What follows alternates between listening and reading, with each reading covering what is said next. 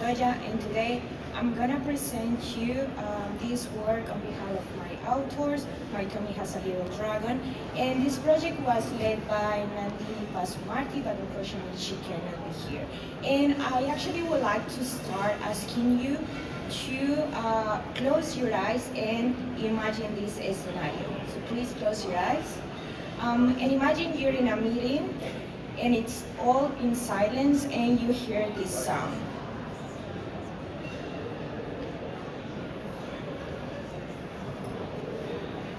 No, you didn't hear it? Well, can you play it again? Well, I'm gonna pretend it is like so basically it's how your stomach grows. That's fine. Yeah, so good. So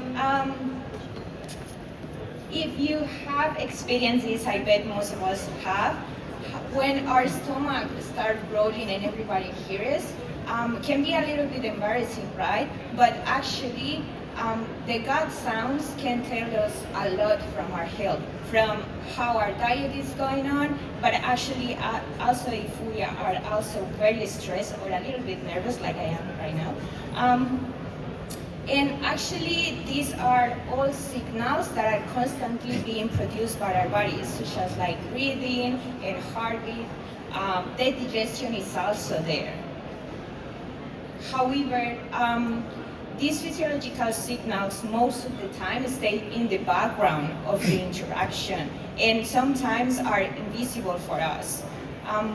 But if we think gut sounds can mean a lot of things, and if we start listening and recognizing them, we actually can infer a lot of things from how our diet affects our bodies. If we, for example, are allergic or things feel a little bit heavy on our stomach, and if we are going through different stress levels throughout our days. That's why it's important to start listening to these interoceptive signals. However, most of the current biofeedback technology that helps tracking our bodies focus on the breathing monitoring, heart rate monitoring, and even sleep monitoring. But the digestive sounds and our gut sound have been less explored in human-computer interaction, especially from the sensing and the sense-making perspective. It's not about just tracking, it's how we make sense of all of this.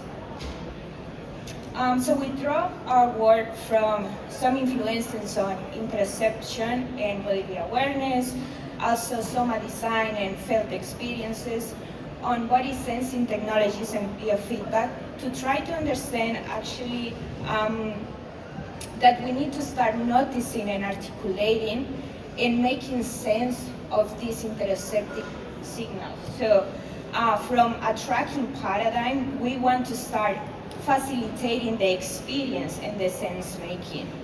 That's why we ask, what happens when gut sounds become audible in our everyday life? So if these subtle sounds that we actually only hear when everyone is in silence, when we're on a date and there's an uncomfortable silence between each other, if they get amplified, what's going to happen? Or if we start being curious about them. So this internal sound amplification can create bodily awareness and change our relationship with our bodies. We designed the Gastropod, which is a wearable system that is suspended on a waist belt, but actually I'm wearing it here on my belt. And it's basically, as you can see there, it's digital stethoscope, which is like a really powerful microphone, and it's paired with open-ear headphones, which are just here. So I'm gonna put myself on the line and gonna also wear these headphones so you can hear my gut sounds. So you can just slide that over. There's gonna be a little bit of echo, and you just hear my digestion right now and just have a coffee and my breakfast. And we complemented this wearable device with a journal. And this was more to facilitate the elicitation of reflection of all these sounds.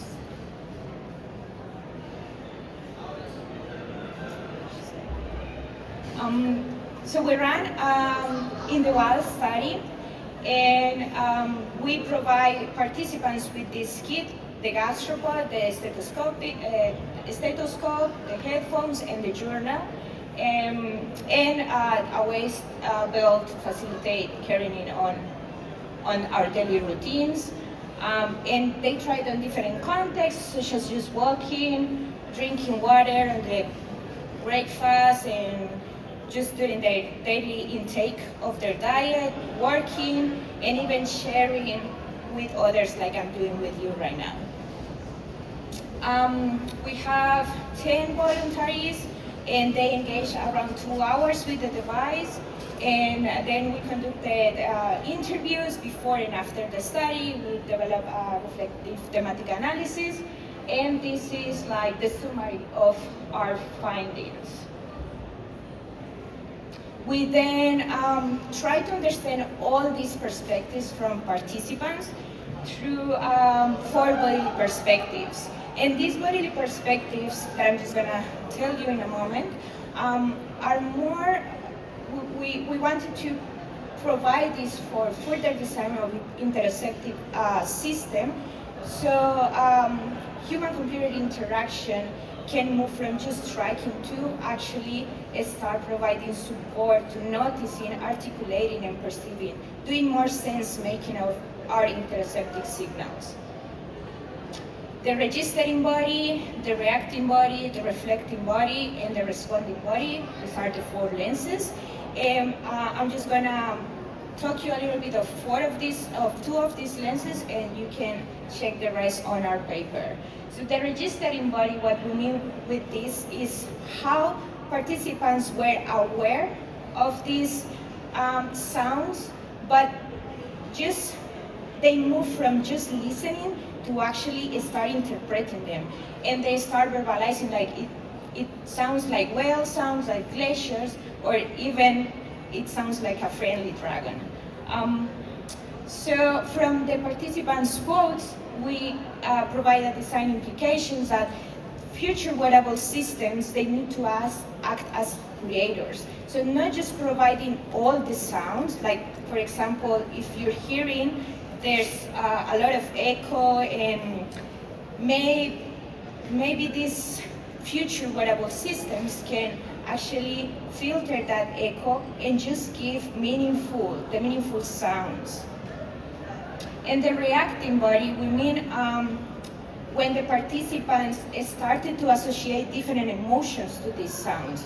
So there was a full spectrum from positive to negative emotions, for example, surprise, amusement, but also frustration, because as we always associate it, it's a bit embarrassing and can be socially a bit disrupting. So from this, we provide a design implication that this future system needs to acknowledge the affective ambivalence, and an easy way to facilitate comfort is just providing more control. So even like fading out when they recognize that you're starting on a conversation, or just to give easy ability to turn it off. So a short recap, the gastropod, it's a wearable system that facilitates listening our gut sounds, and we conducted an in-the-wild exploration of the gut sounds, and then we provide to the human-computer interaction community with 4 lenses to design future systems of interoception signals. And the takeaway is that we need to balance the awareness with the instruction, and an easy way to do it is facilitating more control. And that's it. This is some of us that we're open to roles, and I'm happy to take any questions. Thank you so much. Any questions?